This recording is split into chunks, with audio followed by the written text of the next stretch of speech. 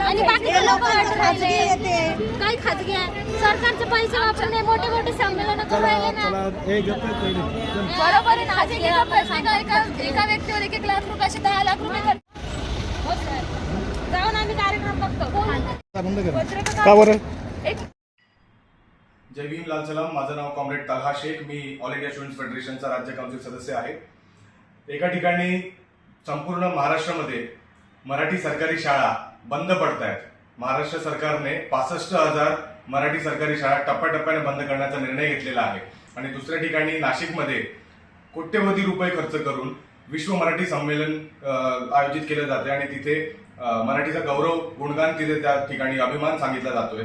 आणि याच्या विरोधात आम्ही काल विश्व मराठी संमेलनामध्ये पत्रक वाटले. त्या पत्रकाचा मजकूर असा होता की हे पालखीचे भोई, यांना आईची ओळख नाही.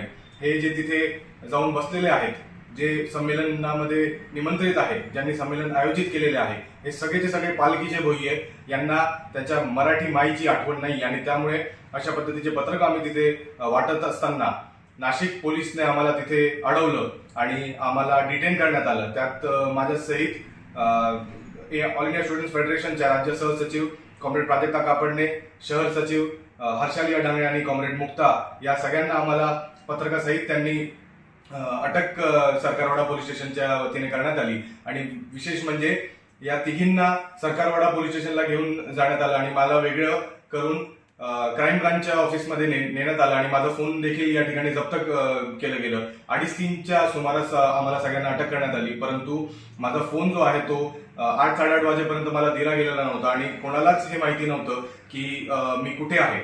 आणि या पद्धतीचं दडपशाही जी आहे ती राज्य सरकारकडून करण्यात येते. अतिशय संविधानिक पद्धतीने आम्ही तिथे पत्रक वाटप करत होतो. आम्ही कोणालाही त्रास न देता, कोणाच्याही विरोधात उद्रेक न करता आमची जी भूमिका आहे, जो या दुटप्पी सरकारची जी भूमिका आहे, त्याबद्दल आम्ही आमचं जे म्हणणं आहे ते लोकांपर्यंत पोहोचवत होतो. आमचं म्हणणं एवढंच होतं की एका ठिकाणी तुम्ही बजेट कट करून सरकारी मराठी शाळा जे आहे ते कमकुवत करतायत, तिथे पटसंख्या कमी जाणून बुजून करतायत आणि पटसंख्या कमी आहे यामुळे तिथे 18,000 सरकारी मराठी शाळा सध्याच्या टप्प्यामध्ये बंद करण्याचा निर्णय यांनी घेतलेला आहे. आणि 10 कोटी रुपये खर्च करून मराठीचा अभिमान त्या ठिकाणी सांगण्यात येतोय. आमचं म्हणणं आहे की जर मराठी जागवायची असेल, मराठीचा अभिमान सांगायचा असेल तर ते मराठी शाळा वाचवून होईल, ते संमेलन घेऊन होणार नाही. हीच आमची भूमिका आहे आणि यासाठी आम्ही कितीही दडपशाही झाली तरी आम्ही लढत राहू आणि संघर्ष करत राहू.